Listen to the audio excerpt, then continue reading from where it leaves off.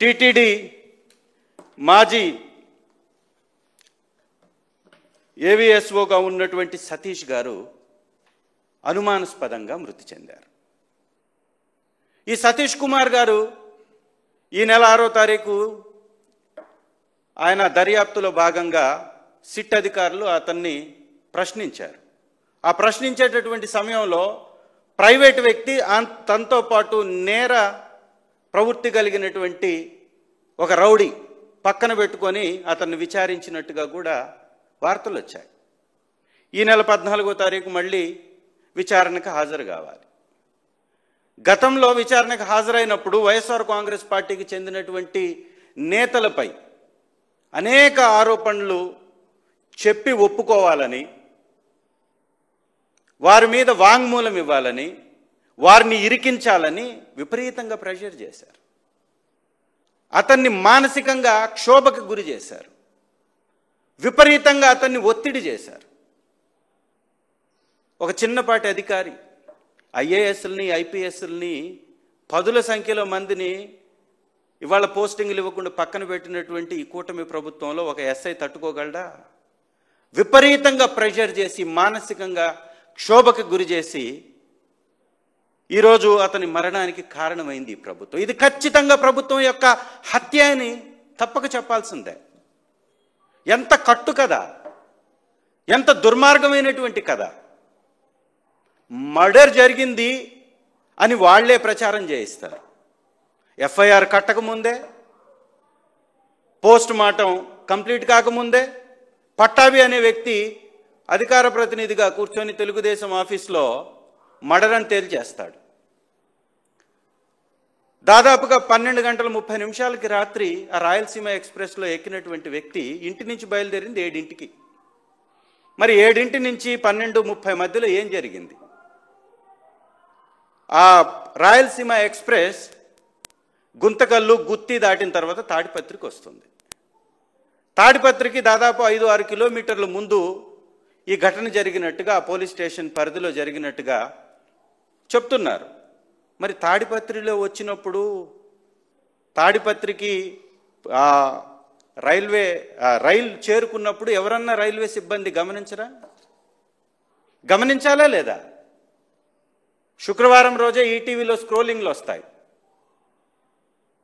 ఈ సిఐ సతీష్ గారి వీపు మీద గొడ్డలతో నరికినటువంటి ఆనవాళ్లు కనపడుతున్నాయి. వైద్యులు ప్రాథమికంగా నిర్ధారించినటువంటి రిపోర్టు ప్రకారం అని స్క్రోలింగ్లు వస్తాయి ఈటీవీలో శుక్రవారం రోజే. మరి గొడ్డలతో నరికితే అతను A1 బోగీలో 29వ బెర్త్లో ఉన్నాడు. 54 మంది ఆ బోగీలో ఉన్నారు. ఏసీ బోగీ అంటే అనేక చోట్ల ఆగుతూ వస్తుంటుంది, ప్రయాణికులు దిగుతుంటారు, ఎక్కుతుంటారు, టీసీలు ఉంటారు. వచ్చినటువంటి ప్రయాణికుల్ని వాళ్ళు రిసీవ్ చేసుకొని వెరిఫై చేస్తుంటారు. పోలీసు వారు ఉంటారు. రాత్రిపూట నడిచేటటువంటి రైళ్లలో ఖచ్చితంగా పోలీస్ సిబ్బంది ఉంటుంది. మరి ఇన్ని స్టేషన్లు దాటుకుంటూ తిరుపతి చేరిన దాకా ఎవరు గమనించలేదా? మరి 29వ బెర్త్ పక్కన ఇంకొక 5 బెర్తులు ఉంటాయి కదా, పక్కనే ఉంటాయి కదా, 6 బెర్తులు ఒక చోట ఉంటాయి కదా. మరి మిగిలిన 5 ఎవరు గమనించలేదా? తాడిపత్రిలో ఎవరు కంప్లైంట్ చేయలేదా? అధికారులు ఎవరు కూడా దాన్ని ఆ రక్తపు మరకలను కానీ ఆ దాడి జరిగినటువంటి ఆనవాళ్ళను కానీ ఎవరు కనిపెట్టలేదా? ఒక మర్డర్ జరుగుతున్నప్పుడు, ఒక దాడి జరుగుతున్నప్పుడు, ఒక హత్యా ప్రయత్నం జరుగుతున్నప్పుడు కేకలు అరుపులు వినపడతాయి కదా. ఉన్నటువంటి 54 మందిలో ఎవరికి ఇవి వినిపించలేదా? కట్టు కథ, అడ్డగోలు కట్టు కథలు, అసత్యాలని ప్రతిపక్షంపై నెట్టి అధికారంలోకి వచ్చినటువంటి పార్టీ దుర్మార్గపు పార్టీ. ఆ రోజు ఎన్టీ రామారావు గారిని క్షోభకి గురి చేసి ఆయన మరణానికి కారణమైనటువంటి చంద్రబాబు నాయుడు గారు మళ్ళీ ఇవాళ ఆయన ఫోటోలో పెట్టుకొని ఆయన విగ్రహాలకి దండలేస్తూ ఇవాళ ఆ పార్టీని నడిపిస్తూ ఉంటాడు. ఎంతటి దుర్మార్గం ఒక్కసారి ఆలోచించండి. ఈ సతీష్ గారి కుటుంబం చెప్తున్నట్టుగా 7 గంటలకి ఇంటి నుంచి బయలుదేరినటువంటి వ్యక్తి 12:30కి ట్రైన్ ఎక్కితే ఈ మధ్యలో 5 గంటలు ఏమైంది? ఏం జరుగుండొచ్చు? ఆ జరిగినటువంటి వ్యవహారాలు ఆ విచారణలో భాగంగానే జరిగాయా? ఎవరన్నా అతన్ని బలవంత పెట్టారా? ఖచ్చితంగా ప్రభుత్వానికి అనుకూలంగా వైఎస్ఆర్ కాంగ్రెస్ పార్టీ నాయకులకి వ్యతిరేకంగా తను వాంగ్మూలం ఇవ్వబోతున్నాడని నమ్మి ఈ యొక్క కార్యక్రమానికి ఒడిగట్టారా? దీనివల్ల లాభం ఎవరికి?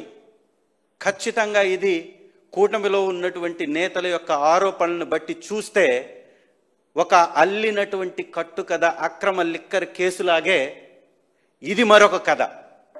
రోజు రోజుకి దిగజారిపోతున్నటువంటి ఆదాయం, పెరిగిపోతున్నటువంటి అప్పులు, బయటపడుతున్నటువంటి అఘాయిత్యాలు, మోసాలు, ఘోరాలు. ఇవాళ కుప్పంలో కూడా మర్డర్ జరిగింది. ఈరోజు కుప్పం వేదికగా మర్డర్. ఈ 3 ఇంజన్లు, ట్రిపుల్ ఇంజన్లు, ఏవైతే ట్రబుల్ ఇంజన్లు ఉన్నాయో, ఈ 3 ఇంజన్ల యొక్క పరిస్థితి గమనించండి ఒక్కసారి. చంద్రబాబు నాయుడు గారు నేను ఒంటరిగా గెలవలేను, నాకు పవన్ కళ్యాణ్ గారు అవకాశం ఉంటే కలుపుకుంటాను అని కలుపుకున్నాడు. ఓకే. కేంద్రంలో ఉన్నటువంటి బీజేపీతో నేను ఒంటరిగా పోటీ చేయి గెలవలేనని పొత్తు పెట్టుకొని ఎన్ని అక్రమాలు చేశారో, ఎన్ని అఘాయిత్యాలు చేశారో, ఎన్ని తప్పులు చేశారో ఇవాళ అధికారంలో కూర్చున్నారు. మరి ఆయన యొక్క స్థాయి ఆయనే దిగజార్చుకొని వేదికల మీద ఉద్యోగస్తులను మాట్లాడుతున్నటువంటి పరిస్థితిని ఒకసారి గమనించండి. విశాఖ ఉక్కు ఆంధ్రుల హక్కు అని ప్రతిపక్షంలో ఉంటే మాట్లాడతాడు. ఇవాళ ఉద్యోగం బాధ్యతగా చేస్తూ విశాఖ ఉక్కు కర్మాగారాన్ని ఈ దేశంలోనే కాదు ప్రపంచంలోనే నంబర్ 1గా నిలబెట్టినటువంటి ఉద్యోగుల గురించి ఏం మాట్లాడుతున్నాడు? ఇవాళ ఉద్యోగుల మీద అక్కస్సు వెళ్ళగక్కటం, వార్నింగ్లు ఇవ్వడం, వాళ్ళకి తన పనితనం ఏమో ఇక్కడ కనపడట్ల. తెచ్చిన ఒక కొత్త వ్యవస్థ లేదు. జగన్మోహన్ రెడ్డి గారు తీసుకొచ్చినటువంటి 92 కంపెనీలతో ఒప్పందాలలో భాగమైనటువంటి కంపెనీలు ఇప్పుడు వస్తుంటే తెలుగుదేశం స్టిక్కర్లు, కూటమి పార్టీ యొక్క స్టిక్కర్లు. ఇక్కడికి అదానీ డేటా సెంటర్లో భాగంగా గూగుల్ వస్తుంటే అదానీ పేరు తీసేస్తాడు, గూగుల్ అని పెద్ద పెద్ద ప్రచార అక్షరాలు వేసుకుంటాడు. సింగపూర్ కంపెనీ, సింగపూర్ నుంచి సింగపూర్ ప్రభుత్వంతో ఆ రోజు ఒప్పందాలు చేసుకొని సబ్సీ కేబుల్ వేసింది వైఎస్ఆర్ కాంగ్రెస్ పార్టీ అంటే కాదు కాదు సబ్సీ కేబులే లేదు అంటారు. అసలు కేబుల్ లేకపోతే ఇక్కడ డేటా రాదు, డేటా రాకపోతే ఇక్కడ డేటా సెంటరే లేదు.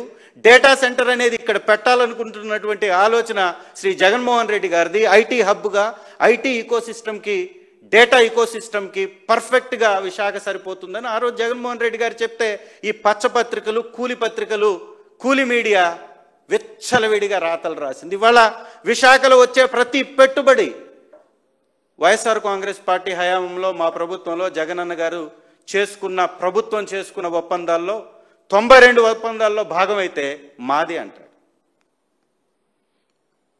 ఇవాళ తుఫాన్లకు కొట్టకపోతే వెళ్ళేసి దుబాయ్ తిరుగుతాడు, దుబాయ్కి వెళ్ళొస్తాడు. తుఫాన్లో జనాలు నష్టపోతాయి.